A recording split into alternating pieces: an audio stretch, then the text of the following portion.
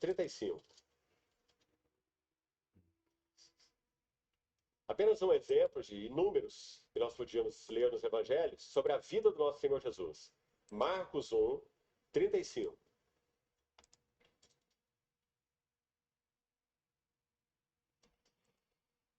Olha que verso mais singelo e maravilhoso.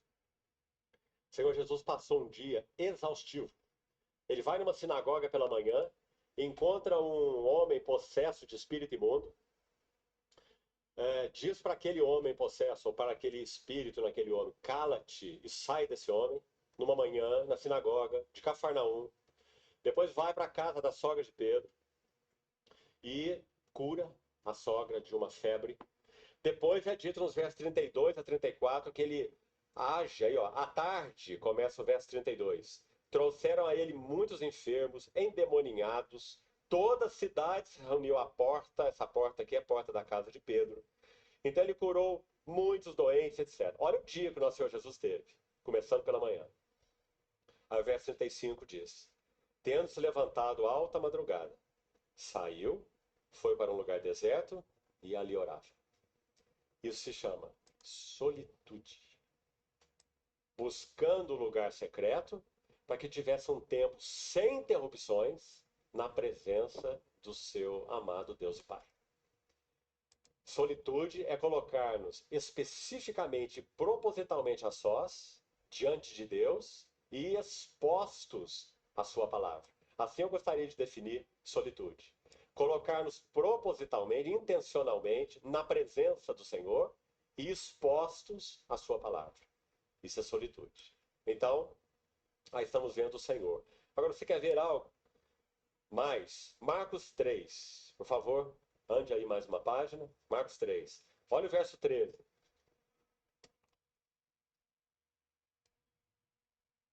Depois subiu ao monte e chamou os que ele mesmo quis. E vieram para junto dele. Graças a Deus, em princípio, essa aqui foi também a nossa história. Ele nos chamou porque ele quis, né? Os que ele quis. E também fomos chamados para estar, para vir para junto dele. Verso 14 diz: então designou 12 para. Que interessante, irmão. No nosso conceito, por estarmos impregnados de concepções ativistas e inquietantes, nós colocaríamos esse versículo, sem dúvida, de modo inverso. Ele designou os 12 para, nós colocaríamos aqui, enviar, ou para pregar, é a última palavra que você vai ter aí no verso 14, e para exercer autoridade sobre os demônios. Mas o verso não diz assim. Diz que ele chamou 12 para estarem com ele. E muito, muito linda essa expressão. Porque todo serviço, então, é derivado de devoção.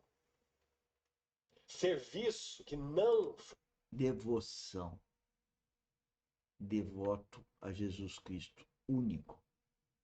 Servir a Jesus Cristo, único, com a Trindade. Estar com Ele, ouvi-lo, atendê-lo, obedecê-lo, cumprir ordens. Senhores, tudo é verdadeiro e é espiritual. Só que à medida que o meu relacionamento com o Espírito Santo vai melhorando, eu vou escutando cada vez melhor. Quanto mais eu obedeço, quanto mais eu escuto, quanto mais eu acerto no que eu estou ouvindo e no que estou fazendo, mais galardões, mais herança,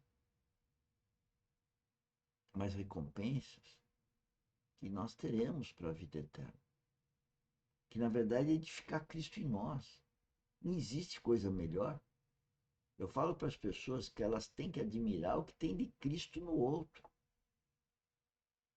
Agora, se elas não estão enxergando Cristo no outro, ou é porque não tem, ou é porque elas não têm consciência, elas não têm discernimento para ver. for derivado de devoção, não tem valor para o Senhor. E diria mais, nessa equação para os irmãos ponderarem também diante de Deus. Devoção mais serviço é igual a testemunho. Palavra que nós ouvimos muito, testemunho do Senhor. Como podemos ser testemunho do Senhor? Testemunho do Senhor é falar, mostrar o que ele está mandando mostrar. É falar o que ele mandou falar. Testemunhá-lo. Falar dele. Dá-lo como exemplo. Porque o que tem de bom num cristão verdadeiro é Cristo, não é a pessoa. A pessoa é carnal, ela, digamos, espiritualmente não vale nada. Efêmera, se puder dar efêmero, o ser humano ser efêmero, o religioso e o ímpio também. Nós temos que sair dessas coisas religiosas e estarmos mais com Cristo. Essa é a nossa advertência. Eu não vou passar a mão na cabeça e nem vou ser politicamente correto. Eu tenho que ser espiritualmente correto. Os erros cometerei e o Espírito Santo vai me advertir e a gente vai melhorando. Então, creio que essas duas palavras explicam muito bem. Nós só poderemos ser um testemunho vigoroso do Senhor se nossas vidas forem devotas a Ele. Que Ele seja o centro em nossos corações e tudo circunde em torno dele. Família, Tudo. trabalho, Olha, tudo, seja lá o que for. olha E quem está falando, é tudo. Veja, quer que eu exponha de novo? É tudo para ele. Aí, meu filho tem a vontade disso, preciso dar um carro para minha filha, preciso fazer isso para o meu outro filho, preciso fazer isso para o meu marido. Peraí, Deus está mandando? Então faça. Agora a pergunta é: será que ele está mandando ou é coisas do mundo? Eu preciso fazer isso por causa de dinheiro, eu preciso fazer isso porque a pessoa é isso. Senhores, essa é vida espiritual, é obedecer a Deus. Como um filho obedece o pai. Só que no nível do plano horizontal, nós não estamos obedecendo nem os nossos pais terrenos, quanto mais obedecer a Deus, né? E esse é nossa pegada aqui na academia, treinar a vida espiritual. É nos advertir para esse comportamento anômalo, errado. que Ele possa reger tudo. Se não é assim, não há Reger verdadeira tudo. devoção, não há coração integral.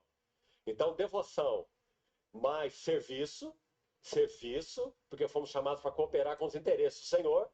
Então, devoção mais serviço é igual a testemunho. E a única maneira do Senhor estabelecer seu testemunho é assim, baseado em devoção e serviço, e cooperação com Ele. Então, aí está, para entendermos bem o que é solitude. Agora, irmão, por favor, abra comigo o Salmo 74. Eu queria que vocês percebessem que à medida que ele vai Estamos entrando falando, ainda ele cita levemente nesse tema da solitude. os versículos, né? Para que ninguém diga que ele está falando na cabeça dele. Não, ele fala da cabeça dele no sentido que ele está tendo revelação à medida que ele pega os versículos, junta, para provar que veio da Bíblia. E é lógico que o Espírito Santo está iluminando esse o Romeu nesse momento. A coisa fica gravada, né? Então, nós podemos também ter a revelação do Espírito Santo agora. É só a gente assistir com amor, procurar entender, ficar folhando a Bíblia ou no nosso celular e se aprofundando no estudo. Né? Certamente teremos revelação. Certamente. Eu as tenho. Mas preciso muito que passemos juntos por esses textos, por causa da contundência deles, da beleza deles, meus queridos irmãos. Salmo 74.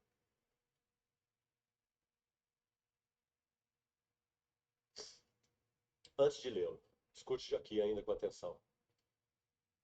Vamos resumir assim. Por que a solitude, o estar a sós com Deus e exposto à sua palavra? Amanhã iremos falar mais sobre isso também, essa questão de expor-se à sua palavra. Por que é tão importante? Porque é na solitude que nós enfrentaremos, no bom sentido, três coisas. A primeira, a solitude será um lugar de confronto. Claro. Porque nós seremos chocados, nós experimentaremos a contundência da palavra do Senhor batendo em nossas almas, expondo-nos, como nós vemos em Jeremias. Enganoso é o coração mais do que todas as coisas, é corrupto, mas eu esquadrinho, eu provo. E me lembro que uma das vezes que toquei nisso com os irmãos, é tão linda aquela figura de Jeremias, ele mostra como que uma criança fazendo cópia de um desenho usando um papel quadriculado. Tem o desenho em uma folha quadriculada e de outro lado uma folha quadriculada em branco, né? Então você consegue fazer uma cópia perfeita, não é verdade?